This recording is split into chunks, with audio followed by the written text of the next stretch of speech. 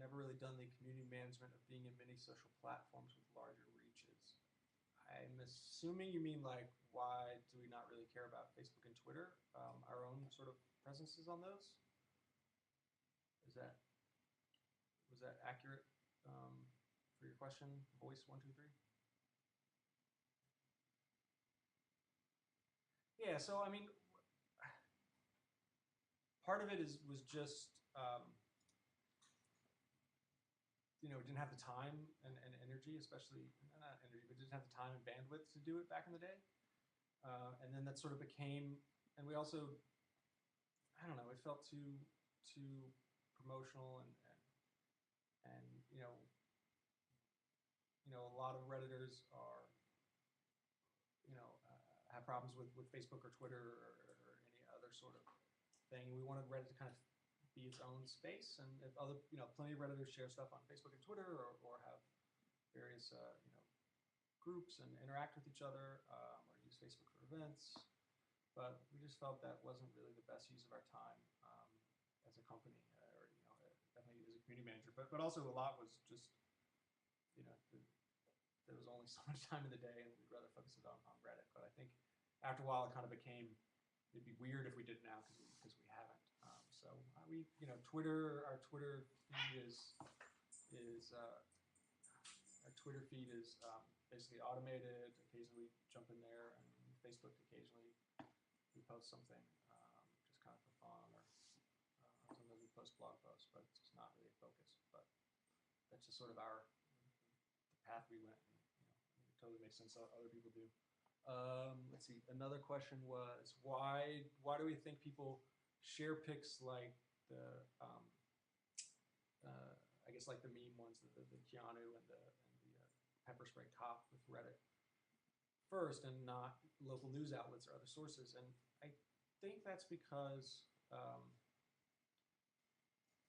there's if you email a local news outlet, there's not much chance that you're going to hear back, and if you do hear back, it's probably not going to be immediate. So the Reddit, kind of has this immediate gratification, and also it has the, there's a chance that if you post something on Reddit, it can really take off, and that's not dependent on how many followers you have or how many fans you have, or if you have a big email list, or if you're have a blog that has a lot of readers. So something like, say for example, I think maybe even more sort of telling example was the Hillary Adams video. This is the girl whose father, who was a family court judge in Texas, beat her, and so she years later uploaded this video to YouTube. Didn't really take off on YouTube, mentioned on Twitter, didn't really take off on Twitter, but she came to Reddit, and then she's on Good Morning America with Matt Lauer 48 hours later. And I think she'd maybe posted one thing on Reddit before that had something, maybe had some sort of music genre, I forget. Maybe it was shoes, but I don't know, something very specific. And that can happen on Reddit. It doesn't happen all the time, but it can happen. And I think it's there's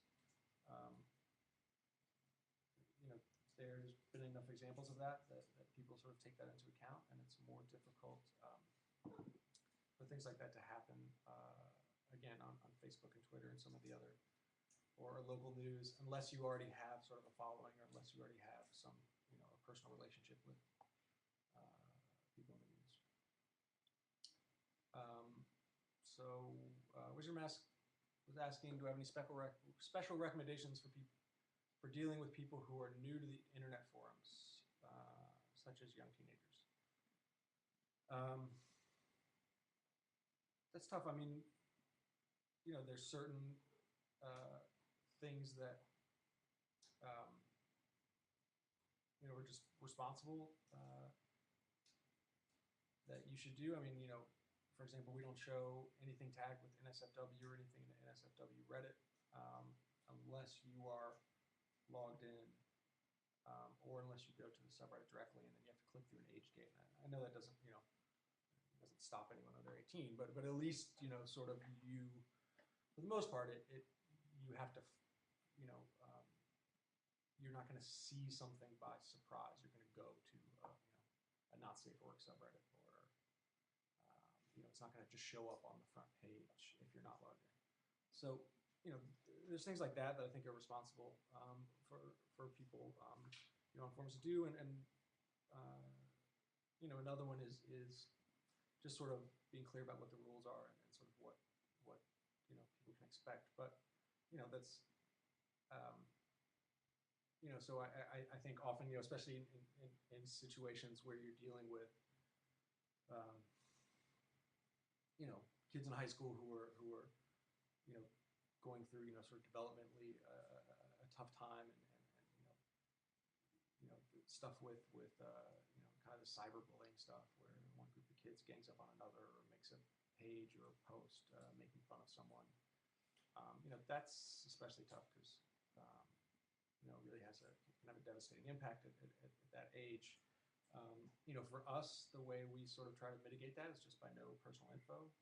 So that's not to say that a group of high school kids couldn't come on Reddit and make fun of another one, but we try to limit the impact and limit um, limit that by being really strict about not having personal info or links to Facebook or Twitter for whatever reason. But yeah, it's certainly other things I've seen other internet forums do. Dealing with young teenagers is sort of constantly offering sort of tips, almost video game style of encouraging encouraging people to learn the different norms, the different rules, or offer guidance. And that's probably something that we could do a much better job at with Reddit. Just kind of saying, hey, here's how to deal with people who might be harassing you, or here's how to deal with if you get a fight with another user. Here's what to do if you find someone who's linking to your Facebook or Twitter doing something that's not appropriate. So just educating the users, I think would be pretty important if you're dealing with sensitive populations like that. Let's see. Thoughts on Reddit getting so large that social norms are starting to clash with user groups, and how some users are creating groups like Shit Reddit Says or Theory of Reddit. So in general, I think this is a really, I think these sort of meta subreddits, the first big one was probably Circle Jerk, which was sort of, satire on Reddit and sort of making fun of some of the things with Reddit.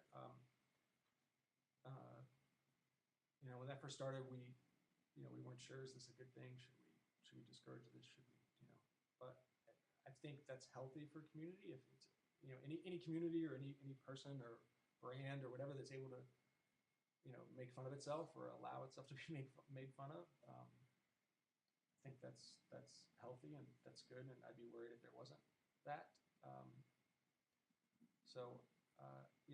Theory of Reddit.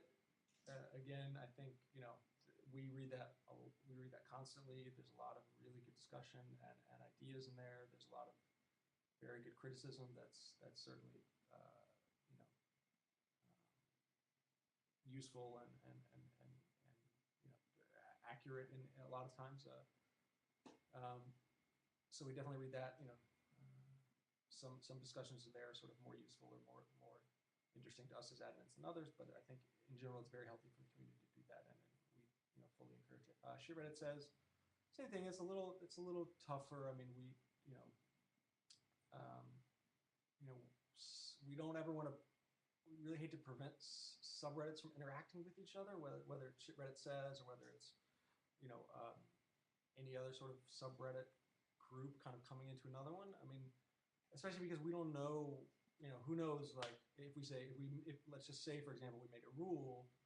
And I think this is good to think about, for community managers who might be in a position to, make rules or policies, just to be careful because, if you make a rule about, okay, one subreddit can't raid another one or can't go into another one, well, clearly we don't, we want to mitigate the effect on voting and the effect on another subreddit. But if you made a rule that says, you can't link to another subreddit or you can't, sort of go into another subreddit, then who knows what awesome, what awesome creative things that might prevent from evolving later. because the action of one subreddit linking to another or going to another or directing people to another itself, can never be good or bad. It's just an action. So if you make rules, you really have to be careful that you're not, cutting off a tool or just making a rule because of one use case.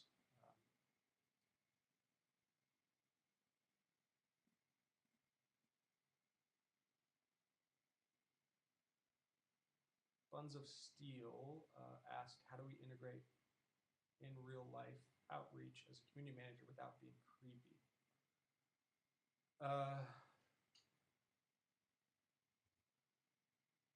I mean, I don't know if you mean specifically in person, like at meetups, or through email or other sort of ways, but again, it's sort of you have to sort of keep your integrity as a community manager, and if you feel really creepy or uneasy or like you don't ever want to be a salesperson, or you don't ever want to be like a member of some annoying group going door to door. So I just make sure you're comfortable with the in real life outreach, and if you are and you're comfortable with it, then there's no reason to feel creepy, and people want to make connections, and people are always, I think, interested to meet the people behind a brand or a community, and see what they're like in real life, and know what as real people what they're interested in, and what they do and what they care about outside of the community or the brand. So I mean, I love going to Reddit meetups or meeting random Redditors, outside of just outside of my job specifically. I don't know. Part of it, you hopefully get, the more you do it, you get over sort of the awkwardness of it.